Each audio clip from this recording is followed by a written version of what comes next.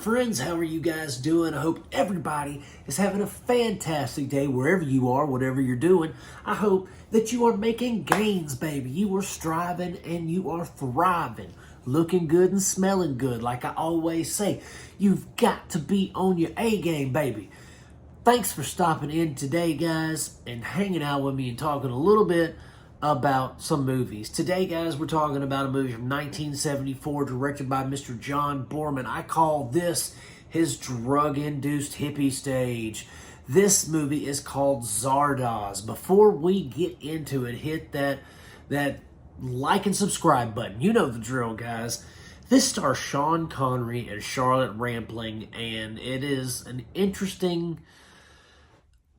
It is a super weird movie. Let's just put it that way. It is wild. I mean, I'm sure you guys have seen the memes of Sean Connery and his red leather bullet bikini online before, and you've probably seen pictures of him, and man, this movie's ridiculous. If not for that costume, then for everything that follows after it. We follow this savage, this brute, Sean Connery. You know, he's Sean Connery. He's like this role for him, to me, is equal to, or actually more ridiculous than him trying to be a Spaniard with a Scottish accent in the Highlander movie. So he in this is this savage killer of people, but he kills in the name of Zardoz, right, which is the god of this universe or whatever. And then he winds up kind of infiltrating this pacifist colony of immortals who basically their whole goal is to record humanity's achievements and make sure that they stay alive. Cool. Those concepts sound really cool. But then we get into this like weird hypersexual subplot of just, I'm not even going to tell y'all. Like, you going to have to watch it if you really want to see what it is. Because it just kind of, I mean, it didn't, like, creep me out, you know. It didn't freak me out because I've seen, you know, I watch movies all the time. So I've seen some things. But I don't know. I just felt like that just kind of took away. I didn't understand why that was part of the plot. I understood that eventually it comes down to the man and the woman like procreating and having children to make sure that the earth goes on and the knowledge stays. But just the way that story's told just made me a little uncomfortable, you know? And the thing is, John Boorman, he has made some really solid films in his career, right? In fact, this one falls between Deliverance, which came first. Excellent. Burt Reynolds. I think Ned Beatty's in it.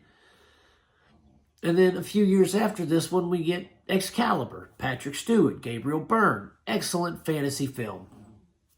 This makes me just, I was like, what was he doing when he made this? What was he on? What was he drinking? What was he ingesting? I don't know. Could it have been a rat-borne illness that made him write this movie? I don't know. It was just something strange, and I wasn't fully prepared for what I was getting into, if I'm honest with y'all. I wasn't prepared for this movie. I thought that it was going to be a silly little sci-fi, like laser guns, Flash Gordon kind of movie. I did not realize that I also needed to partake in things to understand this film. Know what I mean? Like, that's the only way that I would ever really comprehend this, I think. I think I would have to go back into the 70s and do whatever he was doing to understand what this film was about, other than savagery meets humanity, meets pacifism, yet the pacifism turns into anger when there's no procreation. It's just, man, guys, it is a strange one. But let's talk about the act. It's got Charlotte Rampling in it. Now, Charlotte Rampling, if you guys have seen the new Dune movie, she's like the main Bene Jesuit mother, or what, the main head mother lady. He puts his hand in the box, you know, and she's the one that does that to him. And she plays kind of the head immortal. She runs the colony of immortals, and she's super sexually frustrated. and she's kind of a Karen, you know, and she's attracted to Sean Connery's savagery and brutality in contrast to, you know, everyone else who's kind of, there's the apathetics and the rebellion guys. And she plays this, I guess, the head of this colony. She plays it to a very good, straight, she's just a Karen. She's kind of a butthole, for being honest. She's real mean to everybody, and she punishes people because since you don't die, they age you as punishment, right? You do something that, you know, Karen doesn't like, and she's like, oh, you will be aged 25 years. And then you know, get wrinkles and stuff. That's their punishment. Okay, cool, you know, whatever.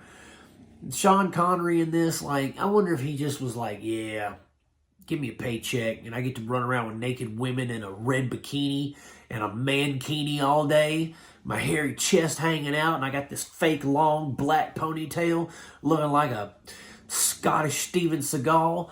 Get out of here. Like, you know, he had a blast, man. He's probably drunk the whole time. You know how Sean Connery is, probably beating women on the set. Like, it's just, I'm sure this movie was ridiculous on set. So, if you get a chance to watch it, guys, and if you really want to, if you want to take this adventure, it's on Prime for you to stream. And, I mean, what can I say about it? It made me uncomfortable. Did I like it? It's all right, I guess. I'm glad I finally saw it since I've seen the memes of him in his little bullet bikini, you know, for like the past like 15 years online. I'm glad I finally saw what those memes were about, but this movie was just, this takes the cake, guys. If you really want to check it out, you can. Like I said, it's on Prime. Thanks for hanging out with me. Thanks for, you know, listening to me ramble about this movie for a little bit. I really appreciate it, guys. Hit that like and subscribe button on the way out. And as always, I'm going to keep making them as long as you keep watching them. Peace out. God bless you, my friends, and I'll see you soon.